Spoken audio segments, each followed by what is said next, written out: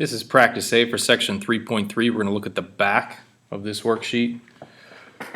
In exercises 14 through 17, they want you to use the diagram and the given information to determine if you have parallel lines, line M and line N, or line P and line Q.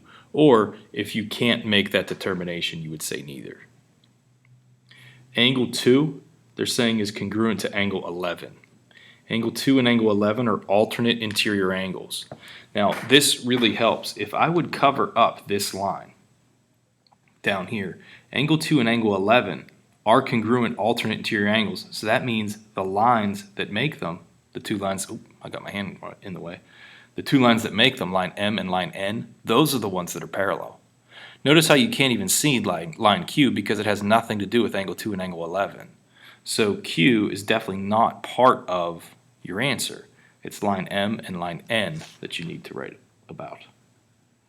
So line M and line N are parallel. Number 15, angle 1 and angle 8. I'm covering up this line because I don't need it. Now, notice how I also covered up the names of the lines. These are P and Q. So it's those lines. I'll just write them over here, P and Q. Line P and Q are definitely going to be parallel because angle 1 and angle 8 are alternate interior angles, and they're congruent.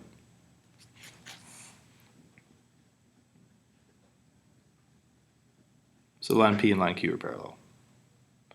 That's the converse of the alternate exterior angle theorem. Number 16, angle 10 and angle 14. I'm going to cover up this line. Angle 10 and angle 14 are congruent corresponding angles. That means that line P and line Q are parallel.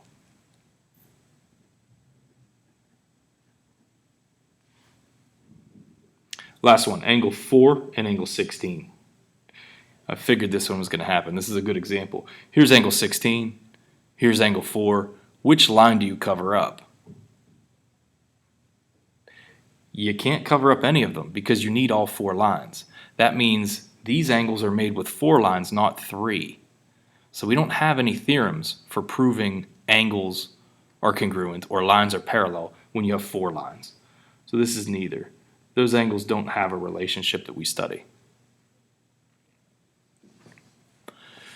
Number 18 is a proof. It's fill in the blank. They're telling you that line G is parallel to line H, and notice the marks there.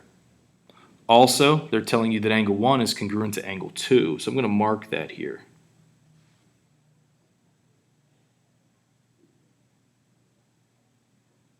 Now, if angle 1 and angle 2 are congruent, well, let me just put this in as given. So you have parallel lines. Now, notice how they didn't put the other given in until down here. They did that on purpose. They want you to focus on what it means for line G to be parallel to line H.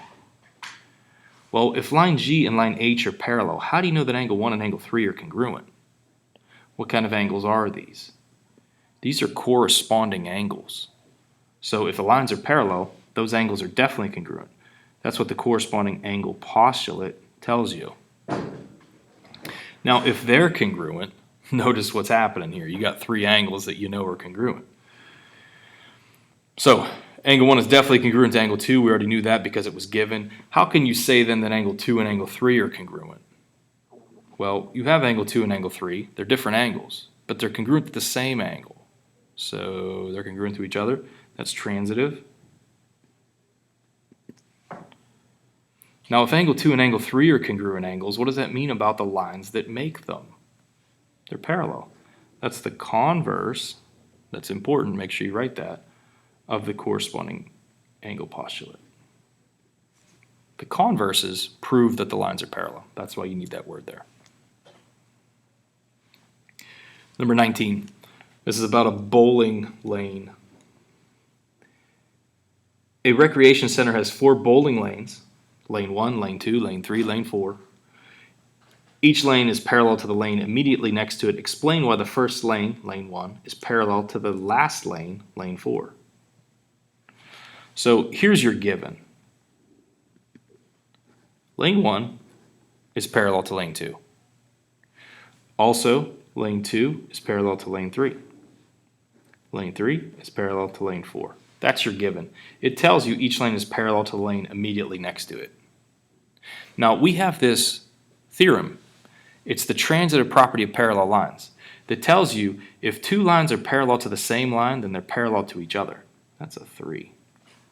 So notice how line 2 is parallel to both of those lanes. So you know lane 1 is parallel to lane 3 by the transitive property of parallel lines.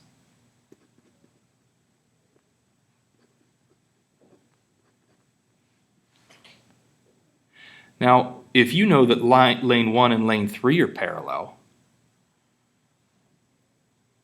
and you know that lane 3 is also parallel to lane 4, what do you know about lane 1 and lane 4? Lane 1 is parallel to lane 4 by the transitive property, parallel lines. It's just like that flag problem we did in the lesson.